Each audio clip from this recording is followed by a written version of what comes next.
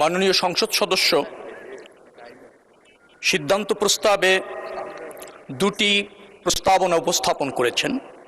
একটি হচ্ছে রংপুর জেলার কাউনিয়া ও পীরগাছা রেল স্টেশনের আধুনিকায়ন, আরেকটি হচ্ছে ঢাকা থেকে উত্তরবঙ্গের দূরত্ব কমানো এবং যাত্রার জন্য সময় কমানোর প্রস্তাব। প্রথম যে প্রস্তাবনা তিনি করেছেন তার জ্ঞাতার্থে বলছি মহান সংসদকে, এডিবির অর্থায়নে রেলওয়ে কানেক্টিভিটি ইমপ্রুভমেন্ট প্রিপারেটরি ফ্যাসিলিটির প্রকল্পের আওতায় উপপ্রকল্প 4 অনুসারে সান্তাহার বাইপাস সহ সান্তাহার, বগুড়া, কাউনিয়া, লালমনিরহাট যে মিটার গেজ লাইনটি বিদ্যমান আছে সেটাকে ডুয়েল গেজে রূপান্তরিত করার প্রকল্প ইতিমধ্যে নেওয়া হয়েছে।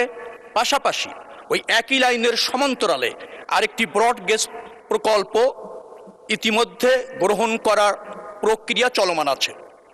এই প্রকল্পটি গ্রহণ করে ইতিমধ্যে ফিজিবিলিটি স্টাডি রিপোর্ট কনসালটেন্ট কর্তৃক দাখিল করা হয়েছে। বর্তমান ডিটেইল ডিজাইনের কাজ চলছে। এই প্রকল্পটি বাস্তবায়ন করবার জন্য সরকার সিদ্ধান্ত নিয়েছে। এই প্রকল্পের মধ্যেই এই আপনার রংপুর জেলার কাউনিয়া এবং পীরগাছা রেল স্টেশনের আধুনিকায়ন যুক্ত রয়েছে। তার মানে ওই রেল স্টেশন দুটি আধুনিকায়নের কাজ সরকার গ্রহণ করেছে।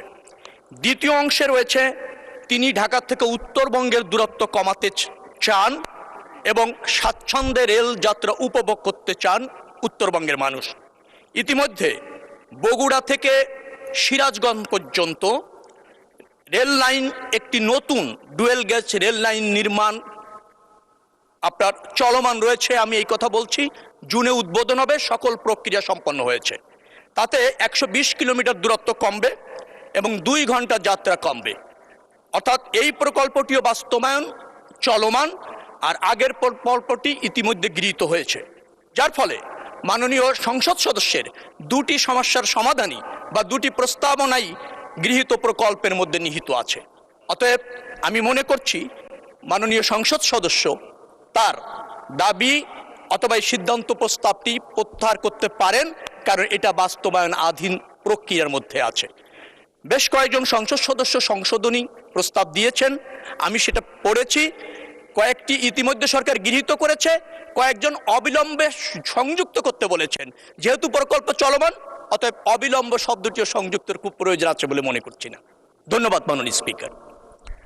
মাননীয় সদস্য আক্তার হোসেন, আপনার সিদ্ধান্ত প্রস্তাব সম্পর্কে মাননীয় মন্ত্রী যে বিবৃতি দিলেন তার প্রেক্ষিতে আপনি ইচ্ছা করলে প্রস্তাবটি প্রত্যাহার করতে পারেন। মাননীয় স্পিকার, আপনাকে ধন্যবাদ।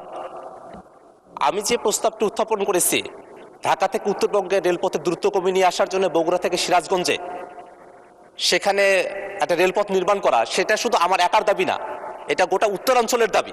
এবং এই দাবিটা শুধুমাত্র রেলমন্ত্রীর কাছেও না, এই দাবিটা আমাদের মাননীয় প্রধানমন্ত্রীর কাছে এবং আমাদের মাননীয় মহাসচিবের কাছেও এই দাবিটা আমাদের। অর্থাৎ তারাই উত্তরাঞ্চলের সন্তান। আমরা উত্তরাঞ্চলের মানুষেরা অনেক দিন ধরেই ভোগান্তির মধ্যে আছি। সেই 2006 সাল থেকে আমাদের এলাকার মানুষেরা শোনে, 20 বছর পার হয়ে গেছে যে এটা বাস্তবায়ন হবে, কিন্তু এটা জমি অধিগ্রহণের কথা বলা হয়, কিন্তু এটা এখনো পর্যন্ত বাস্তবায়ন হয় না। আমি মাননীয় মন্ত্রীর কথায় আশ্বস্ত হতে চাই এবং মাননীয় প্রধানমন্ত্রী সম্প্রতি বগুড়া সফর করেছেন, সেখানেও তিনি বলে এসেছেন। অর্থাৎ শুধু মাননীয় মন্ত্রী না, মাননীয় প্রধানমন্ত্রীর কথার প্রেক্ষিতেও আমি আশ্বস্ত থাকতে চাই যে বগুড়া থেকে সিরাজগঞ্জ এই সরকারের আমলে এই রেলপথটা নির্মাণ করা হবে এবং উত্তরাঞ্চলের মানুষরা তাদের দীর্ঘদিনের যে ভোগান্তি আছে সে ভোগান্তি থেকে তারা মুক্তি পাবে।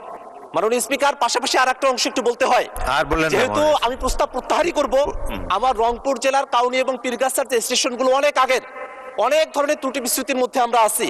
আমি চাইবো যে প্রকল্পের কথা তিনি বলেছেন মাননীয় মন্ত্রী, অতি দ্রুত কাউনিয়া এবং পীরগাছা এই দুইটা স্টেশনের আধুনিকায়ন করা হবে, বাংলাদেশের রেল যাত্রাকে সহজ করা হবে।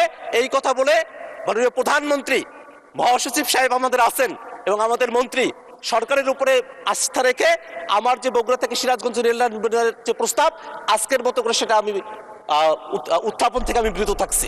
ধন্যবাদ মাননীয় সদস্য।